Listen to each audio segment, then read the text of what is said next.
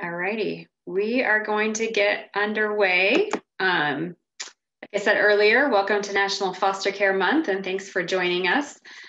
This is a webinar discussion hosted by Fostering Families Today on what youth wish foster, adoptive, and kinship parents knew. So we're so excited to have you all here to hear what some of our young people with lived experience have to share about their experience as a foster, kinship, adoptive kid in the system. So Fostering Families Today is a bi-monthly award-winning magazine dedicated to foster, kinship, and adoptive caregivers and their agencies around the country. Usually we're working on the July-August issue right now. The May-June issue is out that has a lot of lived experience voices included in that as well. So if you're interested, definitely check us out on one of our platforms, or you can subscribe online at fosteringfamiliestoday.com. Raquel's going to introduce our Youth Voice program. Yes, hi, good morning. My name is Raquel Wilson. I am a former foster youth and also the program manager for the Youth Voice program, which is a sister program here at FMC. And basically through educational workshops, writing, poetry contests, we have paid contributor roles, a Brian Donovan Fellowship, just many opportunities that we give and provide to both current and former foster youth, those who have been impacted by juvenile justice system and homelessness. And basically, we provide a space for them to share their voices through writing opportunities and share their lived experiences by getting journalism training as well. So I'm happy to be here as the program manager and someone who has had lived experience. So thank you, Kim, for having me.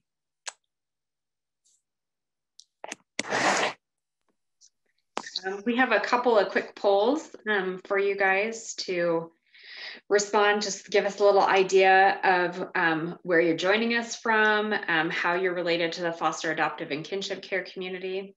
So give everybody just a couple of seconds to respond to that.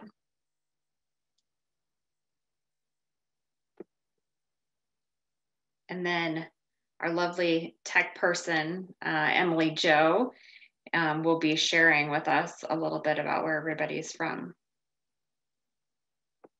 after everybody's done with the poll.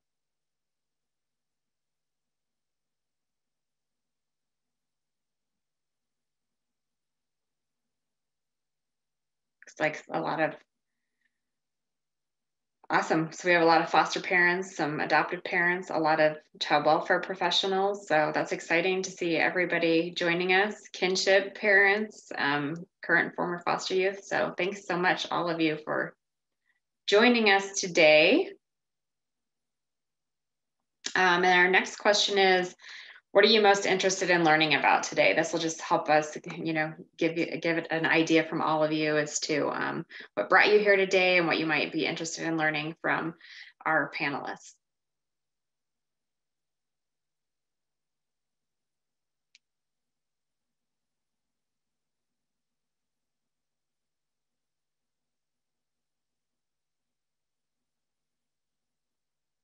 And Emily Jo is going to share those results here in a couple of seconds too.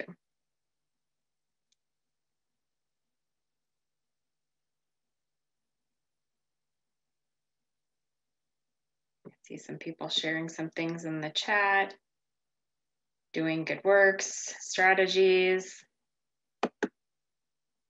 recruitment. It looks like a lot of people are here looking for ways to help youth cope with attachment and trauma issues. That's great. Some of the mistakes caregivers make. So it sounds like everybody's looking for a little bit of information. So let's get started and hear from some of our panelists as to what their experiences have been. So I'm going to have Jessica go ahead and introduce herself and give us a little bit of background on her experience. Hi, everyone. My name is Jessica. I am a former foster youth in Los Angeles. I live in Los Angeles, and that is also the county that I was in foster care in. I was in foster care from 12 to 16 and then adopted at 16. The adoption didn't quite work out.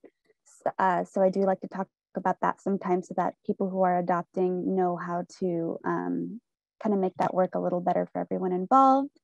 I do write for Fostering Families Today and a few other publications and just fun stuff. Yeah, I'm excited to be here and talk and try my best not to go on any tangents. Thank you, Jessica. Raquel? Yes, so I was in foster care in LA County. I was in Laverne. I kind of lived in a lot of places. I've lived in over 33 homes in addition to group homes and including a center for at-risk youth. So yeah, I've definitely been around a couple of mountains. Thanks, Raquel. Cherie?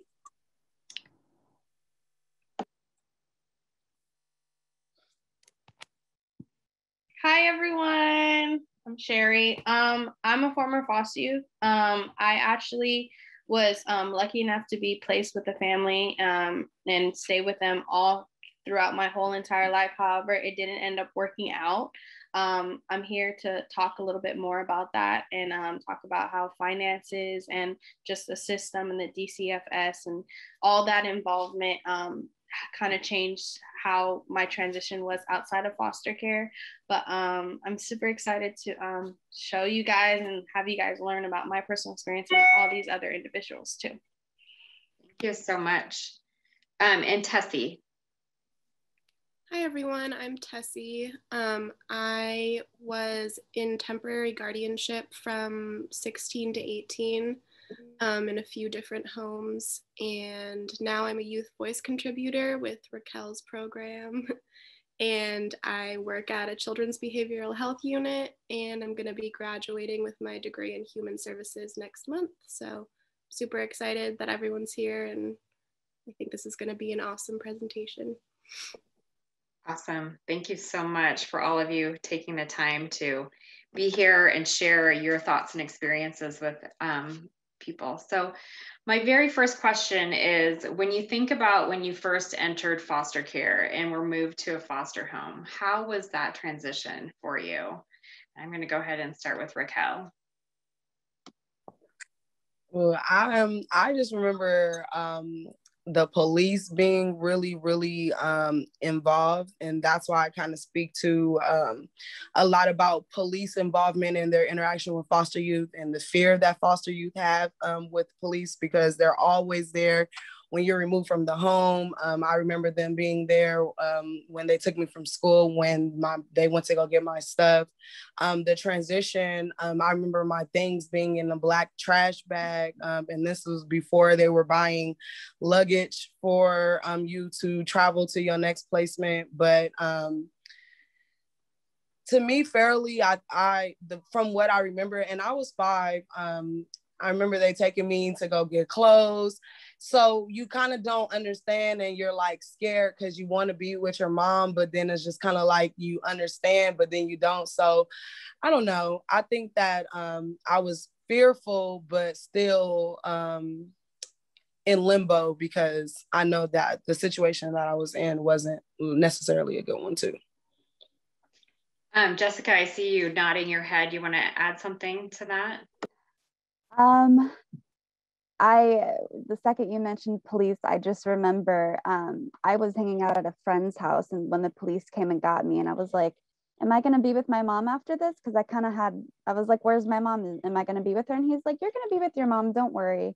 And I remember feeling so betrayed by the police officers saying, oh, you'll be with your mom, everything will be fine, we're just gonna ask some questions. And it was actually a week before I even got any of my own clothes, so I was in the same outfit for a whole week. So I just that everything you said, I'm just like, yes. I feel like an SNL skit over here, just nodding my head. Sherry, did you have something you wanted to add there too?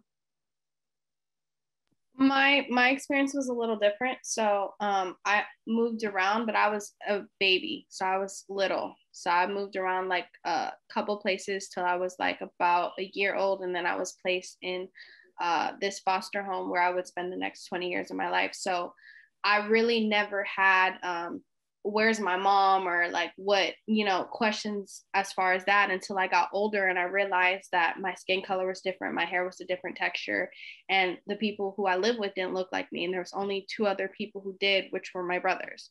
So I think a lot of the questions I had growing up was, why am I in this situation? Why couldn't my mom take care of me? Like, what's going on? And just being an African American girl, I was bullied on my hair growing up. I didn't feel comfortable around a lot of people who looked like me. So my biggest concern was trying to figure out why my mom wasn't in the picture. And I had a lot of resentment and I didn't end up liking myself. So a lot of the stuff I would do, I would blame on her, all the stuff that I went through. So was that not really talked about with your family that you were with? I just feel like they didn't really want to talk about my mom at all. There was no really, they felt like they were the whole family. They felt like that they were my family. And I understand that they wanted me to be just theirs. But I think, growing up how I grew up, and then a lot of the stuff, because you're African American, you're going to have some people have some racial slurs, there's microaggressions, there's a lot of things you go through, especially my hair was a huge thing. Because I remember I would wear beanies to school. All the pictures with the family, I had hats on my head because they didn't know and they didn't think it was, they didn't think that my hair was a priority, but it was for me because that kept me from a lot of people who looked like me. And that's why I couldn't go into those spaces like, Black student unions or Umoja. So I felt like the part of with them, they wanted control. And talking about my family and opening that up would have me wonder and question, like, okay, what they were really like. So I think that's why I was put on medications at a very young age. I started taking Concerta 35 milligrams at 5 years old and trazodone to sleep. Thank you so much for sharing. Tessie, I know you stayed with family members. How was that transition for you to family? The biggest thing was I was encouraged to stay in touch with my dad and like by the couple that was granted temporary guardianship of me. And that felt really just like not only unfair, but unsafe because I was really scared of him at that point. And so trying to navigate this like new relationship of like kind of parental figures who I was trying to trust, who were also telling me to do exactly the opposite of what I wanted to do, was really confusing. And yeah, I think it's a tough transition, even if you're in the best place you could possibly be. But yeah, I think the main thing I remember from that time is just feeling so like unsure and afraid of every single part of my life. Like there was nothing that felt concrete or safe. Thank you so much for sharing.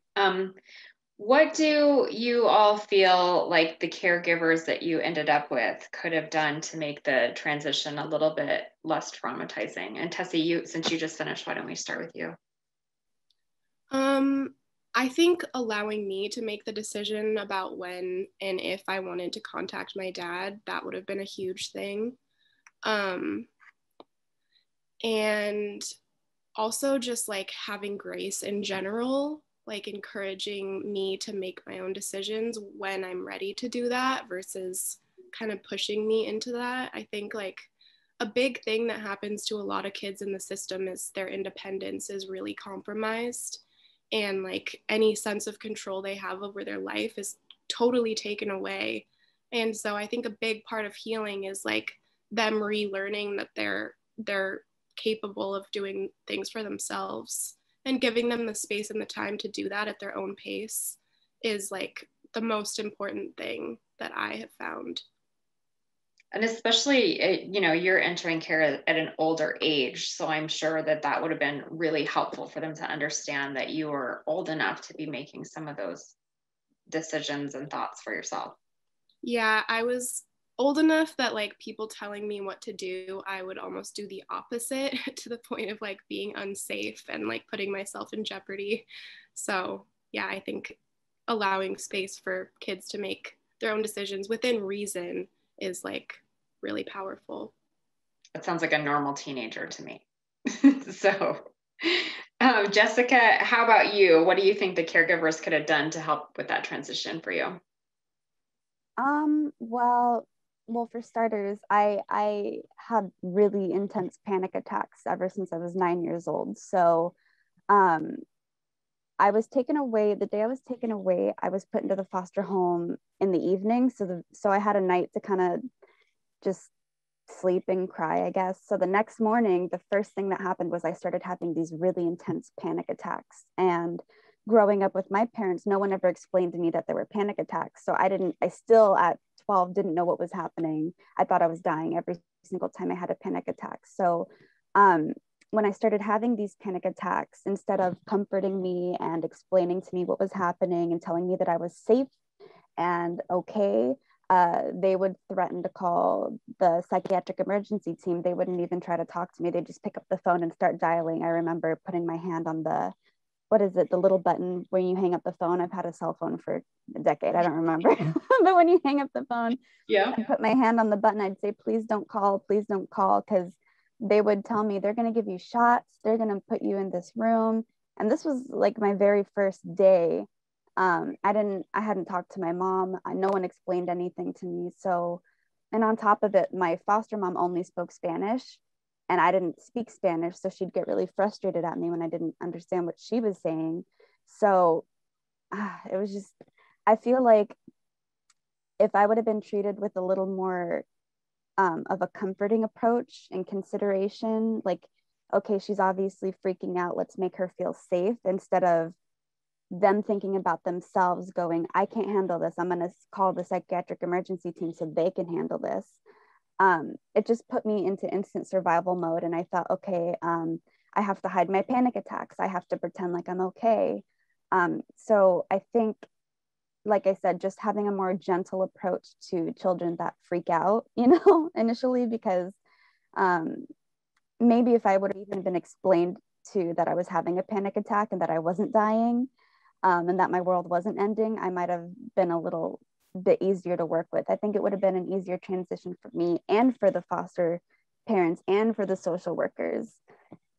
So yeah, I guess that's my answer. I think those panic attacks are normal for a lot of kids. I think that becomes the thing for them after they've entered foster care, just because it wasn't handled well and supported, like you're saying. So Raquel, thoughts on ways that your caregivers could have helped with the transition? Well, really, I want to use this question to focus on the social workers, because I feel like that really it's kind of like a catch-22 when you think about transitioning into it's like not no good or no bad way. It's like, things that you can do to make you feel comfortable. But I feel like that when I was transitioning into, foster care, and then even in the midst of me, like going in between homes, I wish that my social workers would have cared just to like a little bit more and like really vetted.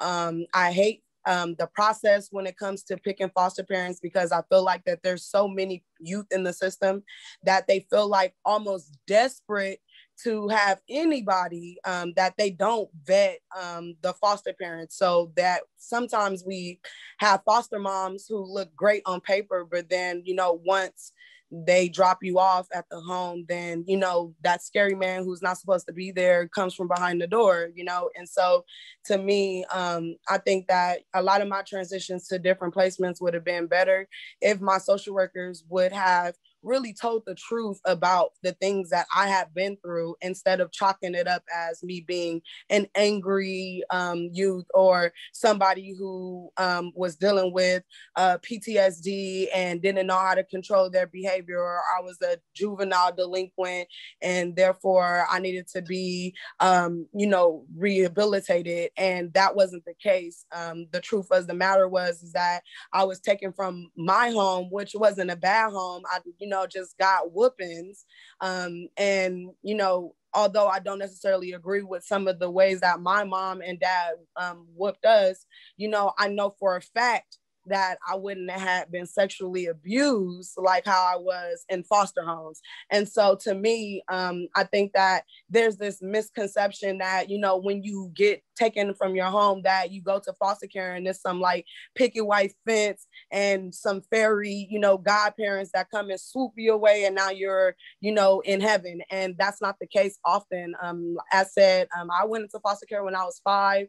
I went back home when I was 8. I returned back to foster care when I was 14 and emancipated at age 18 before I went to college. And through that transition, I lived in 33 different foster home placements. And I can only really remember only having one foster parent that was really good to me. That's incredible. And I wanted to so you talked about getting labeled angry. And I think that's super common in, the stories of former foster youth and adoptees, even as they're adults, and just sharing about how things could have been better. They get labeled angry. Right. And that's just really is not fair in that label. And so I think that's something that, families should hear. Like, if somebody's sharing their story with you, we don't need to label them. We can just hear it and appreciate what they're sharing and maybe try to do better, with the kids that we have in our homes. And sometimes it's okay to just be like a listener. Like a lot of foster youth suffer from abandonment issues. They suffer from attachment issues. They don't trust people because their trust has been like scarred. And then every placement that you go to, every new relationship that is taken away from you when you're developing relationships and you leave that placement and go to another one, it eats at you a little bit more each time. And so to me, I feel like sometimes, it's just good to listen. Like the one foster mom that I'm still good with and still have a relationship with, she's still good. She's good to my baby. I respected her and I valued her because she listened and she didn't talk. She didn't interrupt me. She just listened and she let me know that I was there. It was safe. And I felt that. And I even tested her like a lot of times just to make sure, but still nonetheless, I appreciate that experience. It helps me a lot, like as a grown-up. So that's what else. Thank you. Sherry, for you, I know you were with a family long-term, but is there something that they could have done that they could have seen you and heard you and helped you along the way? So you were talking about transition. So one of the biggest transition I did was when at 21, they were like, we're not getting funding for you anymore. You need to figure out what you were doing. You need to figure out what you're going to do. So I was with this family all of my life. They were all I knew. They were all I cared about. Like literally, I thought they were everything. Like I let her take my financial aid. She ended up messing up my credit. I did everything for this family because I was so scared to be in a situation where I was moved from home to home, where I would get into situations where, my being would be compromised because I heard about, people in the system being moved home to home, the sexual abuse, the different types of things going on. So I was like, I'm gonna just stay here at this family. However, me staying there at this family completely sheltered me from the world. I ended up babysitting the kids they adopted. So it was either going to school, coming home, babysitting. I didn't have no life where I could just go to the mall and I could just, go out. They didn't want me driving. It was complete control. They wanted complete control. And then also they didn't want me to get in any type of touch with my biological family. And they also said a lot of people in my race were not good. And there was a lot of prejudice in there. So when I was transitioning out of the foster care system, I didn't know anything. I didn't know what a credit card was. I didn't know what a joint account was.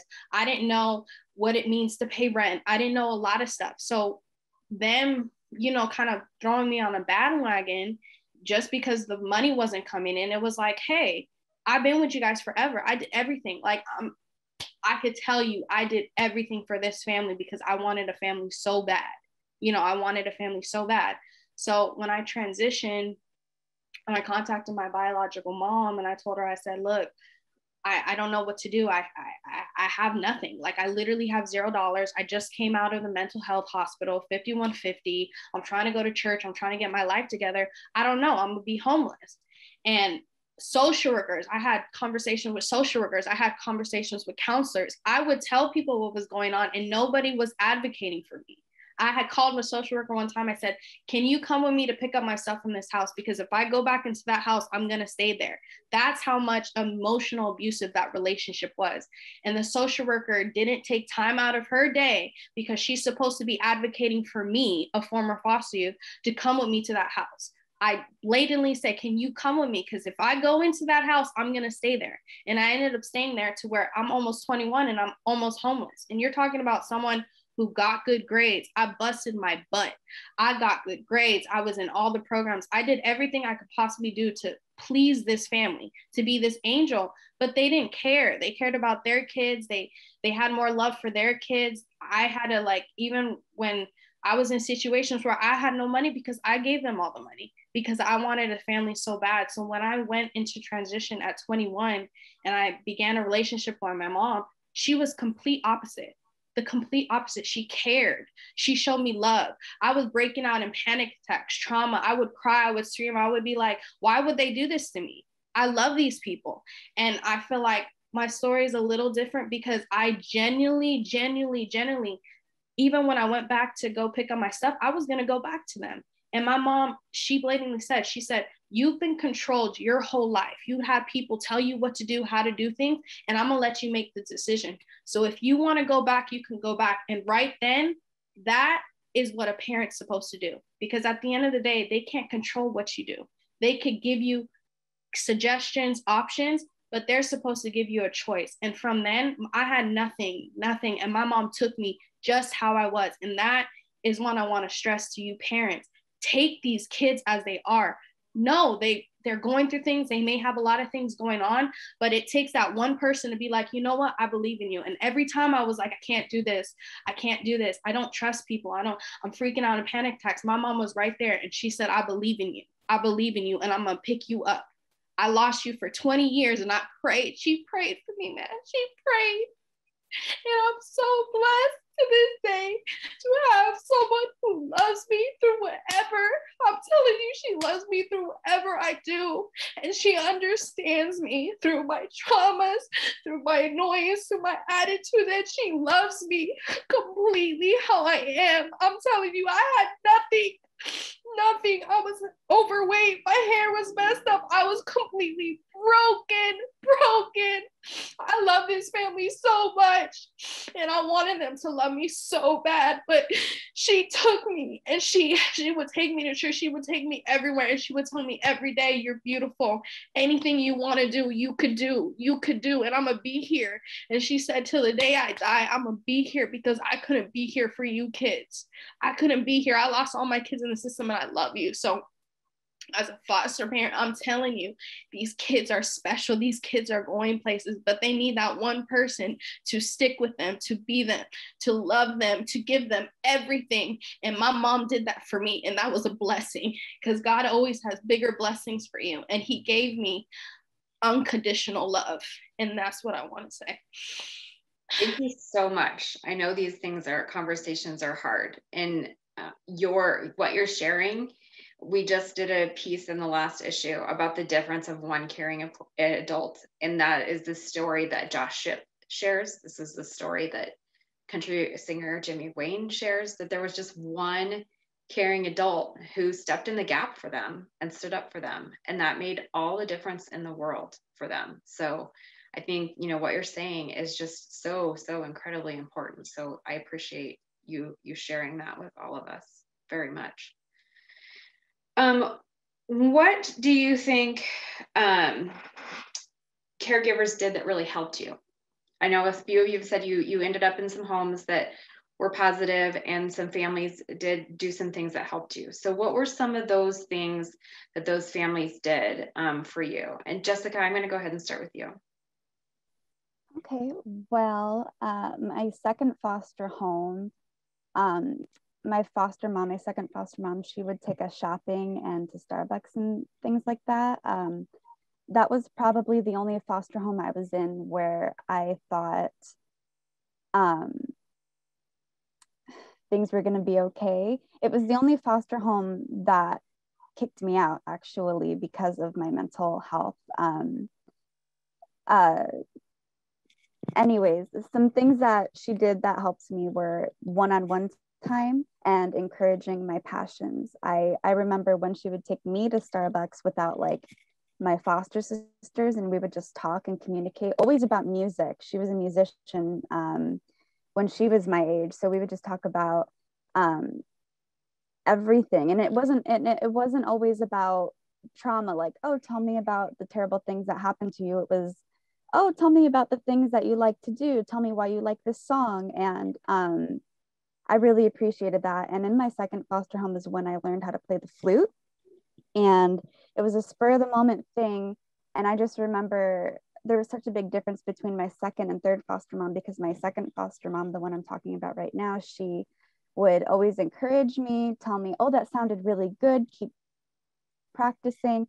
She had matched my excitement about learning this instrument. And my third foster mom did everything she could to make sure I wasn't in band at school. I wasn't allowed to play the flute in the house. I'd play it in the garage, and she would still say, you're being too loud.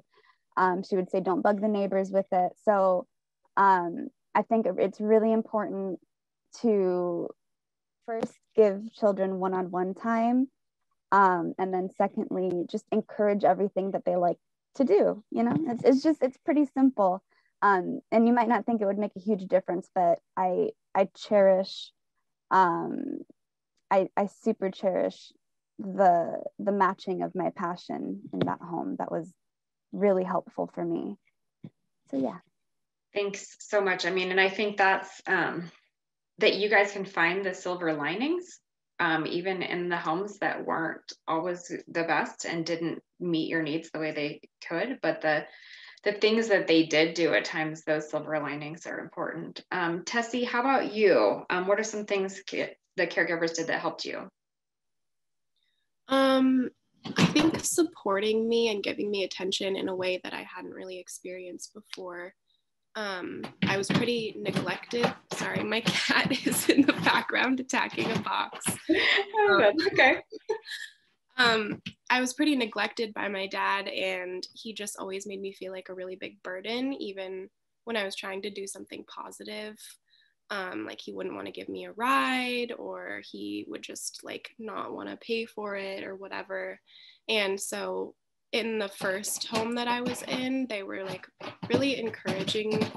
Sorry about my cat. They really encouraged me, and like Jessica was saying and Sherry was saying, like they just believed in me, and they encouraged me to like go back to school and get back into like taking care of myself.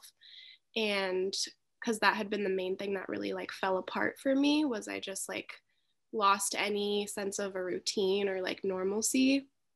So yeah, helping me like reestablish that and making that possible for me by taking care of like having food in the house and just basic needs like that was the biggest thing for me. Thank you. Raquel, how about for you? So my greatest foster home was my second to last. And I feel like that she was just really good because she like really cared. She cared about birthdays. I have been in foster homes. I never celebrated my birthday until I was with her.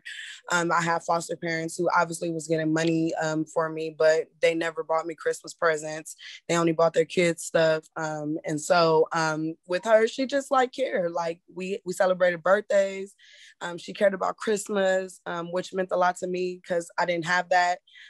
She listened, which was important. And then like like how Tessie said, it was just like a cultivating love and atmosphere.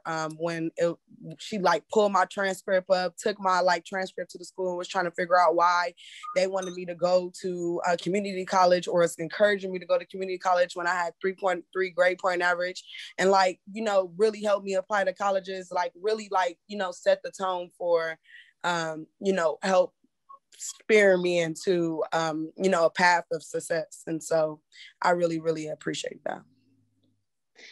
Sherry, I don't want you to feel like you have to say that there was a great thing about the home that you were in, because I know there was a lot of trauma, obviously, there. So if you want to talk about your mom or something else, that's absolutely fine. You know, like what did she do that finally saw you and helped you? So I just want to say that I take the good and bad with everything, especially since my mom, through her situation, because the first thing when we came together was she told me her story. And there's good and there's bad. And there's, despite all the stuff that you go through, you always have to take some good out of it. So even though the foster family, I felt like they treated their kids better, I tried to do everything to please them and stuff like that. But I think what happened was the money and the finances got in the way and it got over their head. And that happens to a lot of people. Once people get money or stuff like that, they kind of change into a different person. But I think before that, being young, they really did try to include me into the family. There was camping trips. There was, for Christmas, if I asked for something, I usually got it. As far as like clothes and stuff, they would take me to get some clothes sometimes. And I feel like they were really trying to be that type of family. And they were showing me a little bit of like what it means to be a part of something. So they try to have me a part of it. But I think as I got older and stuff, and they saw how much money they were getting, just me and being 5. And then, at that time, if you were D-rate, you got more money for the kids. So I think as I got older and they were getting more money, they kind of saw me as like a paycheck or something where they were going to get more, stipend. So I think before the money came into things, they were actually really trying as foster parents. But I think from me and my mom's relationship, I think one of the biggest things you can do for someone is be supportive and encouraging. And anytime someone doubts or the foster youth doubts themselves, you got to be like, you could do better. You could do this. That I'm going to be right here just in case anything goes wrong. So I think it's the support, it's the encouragement, and then also constantly give them like encouraging words. So you're beautiful, you're smart, things like that. All those things, they were taken away when I was at home. I had to tell those things to myself. I've been in therapy since I probably was 7 years old. And I had to tell that through therapy. But a lot of it was not, in my brain because of what I was going through. But from my transition with my mom, she would tell me, she's like, I could be here, but I'm not always going to be here. There's going to be a day where I'm not going to be on this planet no more. So you got to also advocate for yourself. So it's also advocating for them, but also they got to do the groundwork too. Because at a certain point, my mom was like, we're going to church, we're doing all these things, and you keep making up those excuses. But that girl that was busting her butt getting those grades, that girl needs to come out too, because I'm not always going to be here and I'm not always going to be around you. So you got to start advocating. So getting them the accountability, encouraging words, and then also making sure that they start advocating for themselves and creating that space too, to really sit down. Because she yelled at me one time. She said, okay, then you just won't do nothing then. If you feel like you can't do nothing, then you can't do nothing. But until the point you get to the point where you could do it, then we could have those conversations. Because she says, when I pushed you out of my stomach, I didn't push someone who wasn't going to be a nobody. I pushed somebody who was going to be a somebody. And you got to feel that too. Because I could sit here and tell you, your cousin could tell you, the neighbors could tell you, but until you sit down and believe that you can do something, then you're going to do it. Because a lot of times we're so traumatized from people constantly pushing us under the bus, making us feel like we're nothing. We feel like we're that, and we become that. But until that one person gets tired enough, and that's what my mom did. She one time yelled at me and she said, okay, I'm just not going to help you at all. You got to do it. And that's when I was like, no, I got to start being strong and telling myself. And yes, it's a very challenging process because you're reconstructing your beliefs. All of us in this call right now, we reconstructed beliefs that has been engraved in us since we've been in this system. So I think it's just that encouragement, and also you advocating for yourself, you knowing that you could do better, and you knowing that you can get better. Definitely. I mean, I think as a bio parent, the thing that I've known is like having a baby is one thing. There's a long journey to get them out the door, and even beyond that. And every day is, encouraging them to become their own person and to do those things. So what you're talking isn't necessarily like something specific to foster, adoptive, and kinship families. It's all parents. These are all the tools that we need to get our kids on the way.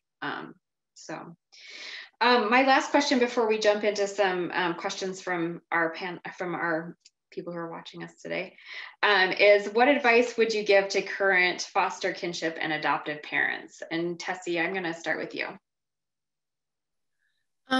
This is actually the question that I've been thinking about the most. The main thing that I thought of was both of the couples that had guardianship of me made like all of these promises, like, oh, you can live with us until you finish high school or until you're 18, and we'll take care of everything. And one of them even talked about like adopting me and was looking into that process. And that family, the man ended up being like really inappropriate, and that didn't work out. And so I think just like follow through on your promises. Don't make a commitment to a kid unless you're 100% sure that you're gonna follow through, because that's all that has happened to us, is like people saying that they're gonna do things, our parents saying that they're gonna do things and not doing them, like every adult in our life just making all of these promises and making you feel secure and then just taking it away again. And even if it's like, I'm gonna make you dinner tonight, like just follow through. It's so important to have any type of like consistency for a kid who hasn't ever had that. Yeah, I think that's super important. And those can be little promises, you know, that help you build trust over time. You know, when a kid first comes to your family, it's like, we're gonna go get McDonald's tonight. Follow through, make sure that's what happens. And then you just slowly build. But like over promising is just not smart, especially like be real with yourself. I think as a parent, like, can I be in this for the long haul with this kid? And if you can't, sit with that for a little bit and figure out why. And don't promise, you know. I think we all just are human and we have to be vulnerable and think about some of those things sometimes. So Jessica, how about for you? What advice would you give? So I think I've been asked actually this question before, and I think a lot of the times my answers are always kind of geared towards my former foster homes. I'm always like, well, don't do this and don't do that, and just all these things that are geared towards the foster parents who already aren't, fit. So for this question, I really have to think about, what about the foster parents who are really trying? And I think my advice would be just be patient and kind. I know that just seems so basic, but I mean, it's so crucial. And don't take foster children's behaviors to heart either. I know that's a big thing. I think I've had not only foster parents, but just people in my life who take certain things that I say and do to heart, like as a child, and been called a brat, been growing up and things like that, when I didn't know that I had PTSD and bipolar and panic disorder. I didn't know I had all these things, so I was just programmed to believe, okay, well, I'm just a bad kid. And I did everything I could to make sure everyone around me felt more comfortable because I'm a bad kid. I had to watch it. But I think reassuring children that you're not a bad kid, you just had kind of a bad situation, and nurturing them and not taking those behaviors to heart, because most of the time, if a child is having a panic attack or getting really angry over something, it's not because of you, it's because of something in our hearts, that makes us react in a certain way. We're constantly in defensive mode and survival mode. So there are still days today where I stub my toe and I'm like, I'm just so dumb. I go off on crazy, and my husband's like, what's happening? So just be patient, be kind, be understanding, and don't take it to heart. That's probably the biggest thing I can say. That's great advice. I mean, I've been told I hate you. I've been called names by my kids, and not a big deal. I mean, they get a lesson and we don't talk that way, but I do not take that personally at all. Sherry, how about for you? What advice would you give? So, so growing up, I immersed myself with a lot of parents. Like I always was, you know, a lot of people would go like my age, you know, at 12, 14, 15, a lot of people my age would go and play with people around their age. But I spent a lot of time being in the foster care, talking to people who were parents and stuff. And then from my own personal experience, taking care of the foster kids, you know, and I just watched how parents are parents. I feel like there's no wrong way to be a parent. I think that parenting is so hard. Like you literally have somebody that you are going to take responsibility for. So whether they're from like they just came out of the womb to 18 or even after that. So whenever, I think the first thing you have to decide before you do any of this is if you really want to be a parent, because this kid is going to depend on you. Then you also got to think about the different things that comes with being parents. You're going to have, even if they were your own kids, life happens. Things happen outside of just your home. You don't know what's going to happen when you walk out outside that door. And you don't know what kind of person you're going to have that comes into your home. You don't know if they've been moved to home. You don't know if they've been sexually abused. You don't know if they have PTSD. You don't know if they have bipolar, all those things. So you got to take initiative. Hey, before I get into this, if you really want to be a parent, you got to say, okay, I want to be a parent. Now, if I'm going to be a parent, what kind of individuals or what kind of things will happen where I'm going to have to parent? So if you're going to get someone who has PTSD or bipolar or all those things, I say get equipped, get prepared. I don't think you could ever be prepared for anything. I think when you're a parent, you're just going to parent, but I think it's about knowing. So if you want to do this, I say take classes, learn about foster youth, watch foster youth movies, get totally immersed in, and also if you want to get, when I was growing up, they didn't get a lot of foster youth that were from the ages 13 and up because they felt that they were already, their mind was made up. But you could be that one person to change that child's mind, to really be like, for that child to come out of the foster care and be like, they love me. They really loved me. They love me and they cared for me. And I don't think everybody's a different type of parent. You're going to have, you know, I had little kids tell me, I don't like you. I hate you, and all that stuff. And I didn't feel some type of way because at the end of the day, I love those kids. And that my love that I had for those kids, raising them because the foster parents didn't want to do that job, is the same love you have for any kid that comes into your home. So I think being a parent is one of the most amazing blessings you could ever have, because you have someone that despite whatever comes out their mouth, despite whatever they're going to, they're still going to come back to you. And I'm just telling you, kids, these are kids. You got to think about, these are kids. These are kids and they don't know right from wrong. Sometimes they know, sometimes they don't know, but it's a blessing because despite whatever happens, despite whatever comes in to your home, whatever, how many things are going on, because there's a lot of negative connotations when it comes to these foster youth. Some of the best people I've ever met in my life were former foster youth, and everything they've told me, the only thing they've ever wanted was a family. They just wanted a family. And yes, they may reject you. Yes, they may say they hate you. Yes, they may, you know, my brother, when he came out of the system, he lived with my mom and he stole all her TVs and he did so many things. But my mom still loved him regardless because she understood what he went through in that system. And she still continued to work with him and loved him and all that stuff. So like you were saying, don't take a lot of these things personal. Being a parent, even if you have your own kids, your kids one day may do something you never wanted them to do, and you're going to have to face that. You will get into fights with them, and you'll be like, you feel like you don't even want them, but those kids will still come back to you because at the end of the day, you're their mom, you're their dad, and those kids always come back. And I'm going to tell you guys, they're always going to come back. That's why I went back to that foster family, and I looked them dead in the eye and said, look, despite what you did to me, I'm still going to love you. And I'm going to show you I'm a better person, because despite all that stuff you did for me, you guys are human and humans make mistakes. And I still love you regardless, but I don't have to work with you. I don't have to be with you. And I think you as foster parents, there's a lot of pressure, but just be you, be a parent, just be you and love them and care for them and do the best you can do.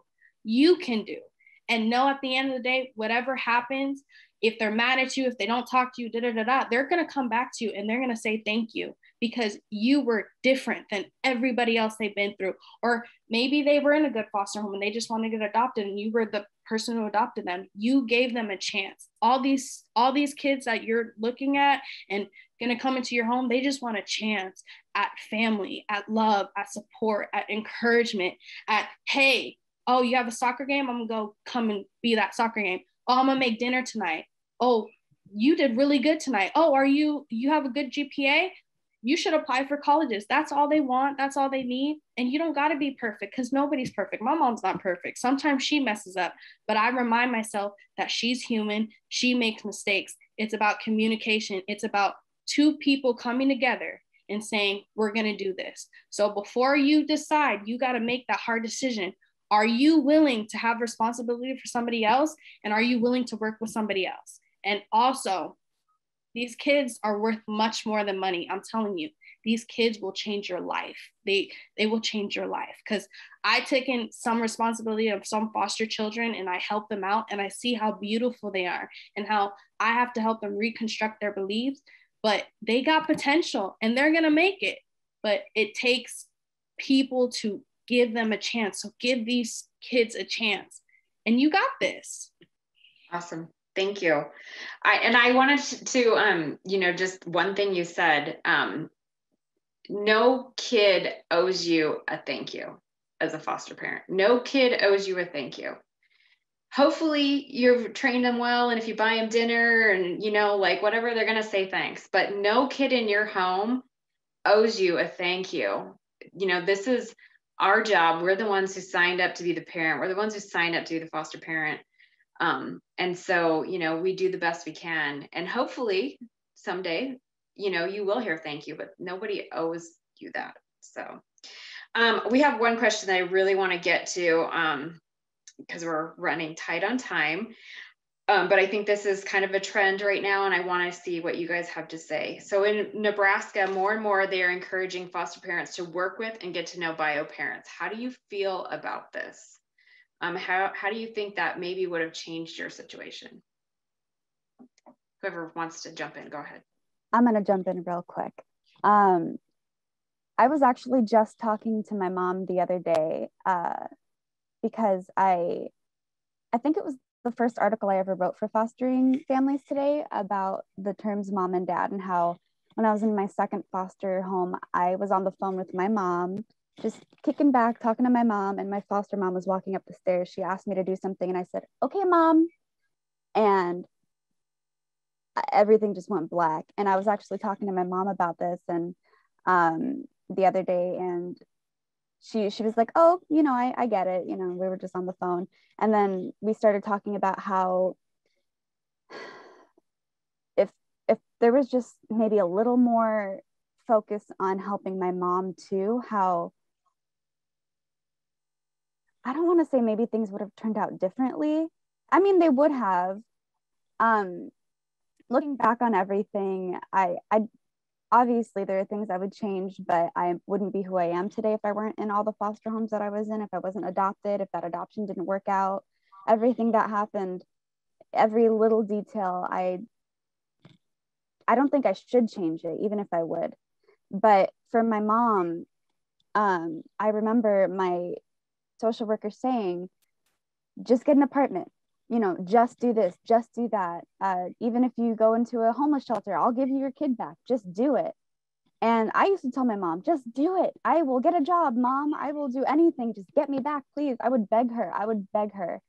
And she couldn't. And instead of saying, wow, my mom chose drugs instead of me, my mom chose this instead of me, I am sad because I wish that they would have said, wow, like, what hurt this mother so bad that she feels like she has to do drugs instead of getting her kid back, or she has to find a way that she can do both. And I know I used to fight with my social worker saying, my mom's not a drug addict. Even I knew she was, but I was like, don't you say that to me. Don't you say that. And I remember my social worker called me one day saying, hey, guess what? Remember how you said your mom wasn't a drug addict? Well, her drug test came back and it's positive for meth, which I don't think social workers are supposed to do. But I just remember thinking like, okay, what are you going to do about it? Like, help her. You know, I know they gave my mom a bus pass. That's about it. But you have me in the foster home, protected and safe and everything, and then you just throw my mom to the wolves, and if she can't get her stuff together in time, well, sucks to suck. Help my mom. Yeah. You know, help her. And I think it would have been great if foster parents didn't think, oh, that poor girl with that terrible mom, but instead thought, this poor girl and her poor mom. Her mom went through so much. My mom went through so much, and she just deserved so much better, you know? Yeah. So I think I didn't really hear about what they were doing in Nebraska until you brought it up, but I think, yeah, there should definitely be more focus on the parents too, not just, you know, oh, if they can't get their stuff together, they don't get their kid back. Help them get their stuff together. Ask them what is making it difficult for you to get the stuff together. What's happening in your heart? What can I do to help you? Because if you don't help the parent, I mean, they could do all the parenting classes and all the drug tests and get an apartment, and as soon as they get their kid back, they won the game. The game's over. They can just go back to doing whatever they want. But if you help the parent, if you help the core of the parent's problems, then you're also helping the child. You know, you want children to grow up and not have PTSD and not, you know, have all these terrible memories and this trauma.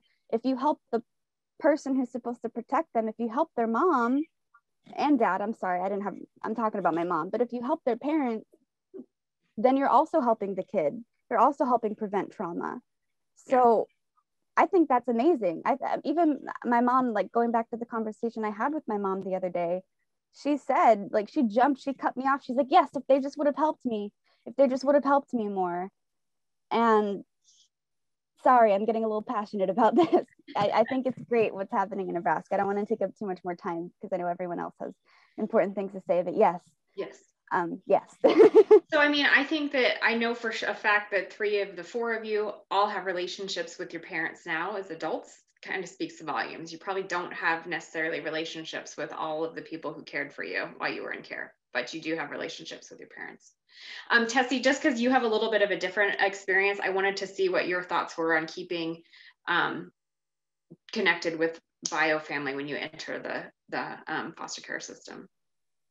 I think that's really has to be decided on a case-by-case basis. Like, through my own experience and working in the child welfare system, it's just like, you just can't have an overarching answer for that question. Like, for me, I think as a youth, my relationship with my dad was like toxic for both of us, and it just wasn't positive.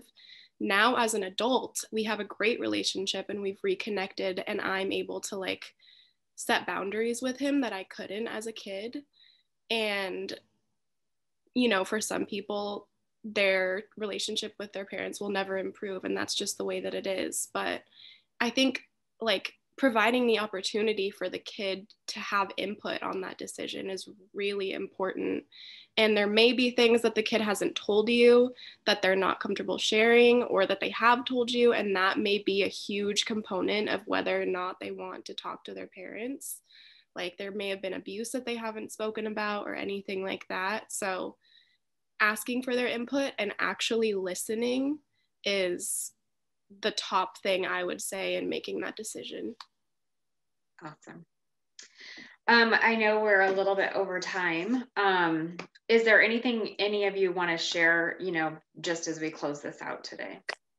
Yeah, I wanted to add that I think that there is a culture, that atmosphere that's created as it relates to foster parents and bio parents, that because we have been removed from the care of our parents, that some foster homes or some parents believe that they are better than our bio parents, so they don't owe them the opportunity to try to cultivate a relationship with them that could very much so have a great impact on the child. And so I see a lot in a lot of groups. And when I was experiencing, like, you know, a lot of foster parents, if your mom really wanted you, she would have had you. If she would have did this and this would have happened. And, you know, and I just think that, you know, it's unfortunate. And, you know, basically, in order to cultivate that relationship between parents and the bio parents, there has to be a level of mutual respect, regardless of the fact that the child has been placed into their care. And also, like, to what Jessica said, parents often have been through trauma too.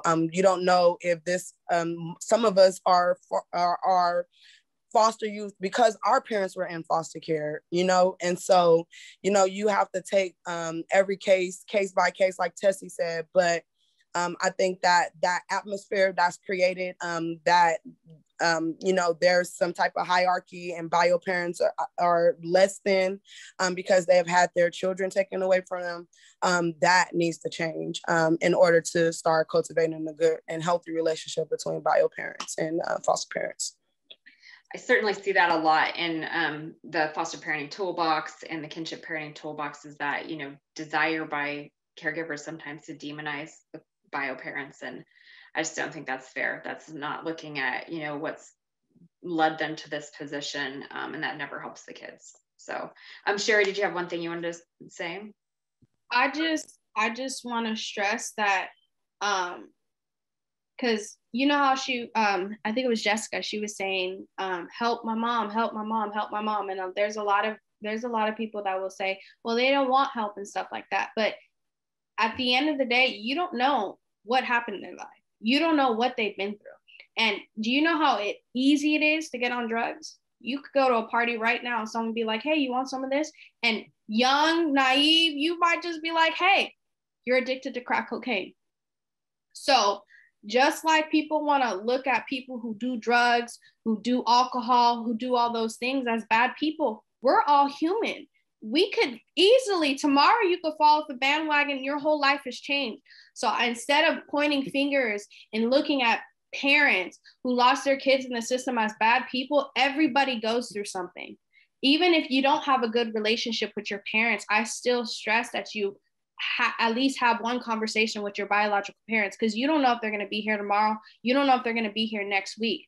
At least you know where you come from and where you are. And even if it's not a good relationship, even if it doesn't stem into anything beautiful or manifest, at least you know, because at the end of the day, there's always, nothing is ever black and white. There's always different perspectives. And the same people who say those things as, like what was it? Raquel was saying, well, if she really wanted you, she would have you. If she really wanted, you know, all those things are the same people that end up effing you over at the end of the day. So it's never black and white. I'm just saying you got to look at things with like closed eyes, because you never know. And I think that everybody makes mistakes. Foster parents make mistakes. Biological parents make mistakes. We make mistakes.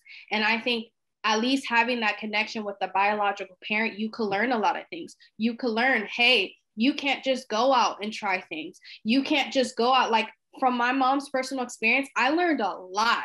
Even though she's been through a lot, even though she didn't get to raise me, I've learned a lot that's going to keep me out of a lot of trouble from her experiences. And even if you don't have a good experience with your foster parent, you may learn a lot. Like my cousin, he was never in the system, but he doesn't talk to his dad because his dad was a part of the pimping and all that lifestyle. But he's going to learn a lot about, you know, the streets lifestyle and how easy it is to fall into drugs and stuff. Because when my mom started drugs, that's when crack cocaine hit. She was 18 years old. They offered her, hey, do you want some? And she fell from there. She could have, you know, been successful, did all those things, but it's so easy to get into a situation where you fall down. So I'm just stressing to you, all of us have lives, all of us go through things. Doesn't make that who we are, but also you got to look at perspective. Instead of looking at people as bad people, the whole point of you taking this kid in is about them. It's not about their mom. It's not about their dad. It's not about their cousin. It's about them. What is best for them, and having a conversation with them. What do you want to do? And that's the only thing that we should be talking about. When you're talking to these foster youth kids, it's about what they want to do, what they want. What do you feel about meeting your biological mom? What do you feel about meeting your biological dad? Do you like my parenting skills? Is there things? It's about them. So I feel like we need to stop worrying about biological parents, foster parents. It's about us. Each of us in this room, when we were placed in that system, it's about us. It's about us. We're kids. We need guidance. Forget about all this extra stuff. It's about us. And when people start and they take these kids in, it's not about you no more. When you have a kid and you have that responsibility, it's about them now. Yeah. You did what you got to do. It's about them. So I'm just saying, my closing thing is it's about us now. And that's what we're doing here. It's going to be about us. And if anything happens in the system, that's why I advocate for foster youth. When they get out of the system and they meet me, I'm making sure they get all the resources, all the stuff they need, so they don't feel like they were a failure or the system failed them. Because baby girl, Sherry's here, and I'm gonna make sure you still rise and you're still resilient. Awesome. Thank you so much. Tessie, Jessica, any last thoughts? No.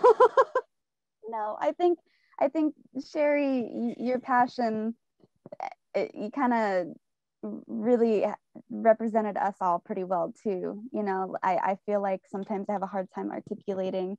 I'm better at writing than I am at talking usually. And I feel like there were things in my head that I'm like, gosh, how can I say this? And then you just went ahead and said it. So thank you so much, you know, for being here. And I think all of us together make a good little panel team.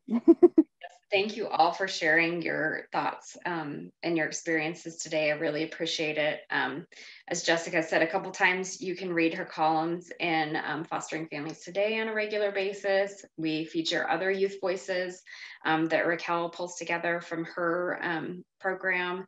And you can find that information on that and those opportunities at Fostering Media Connections.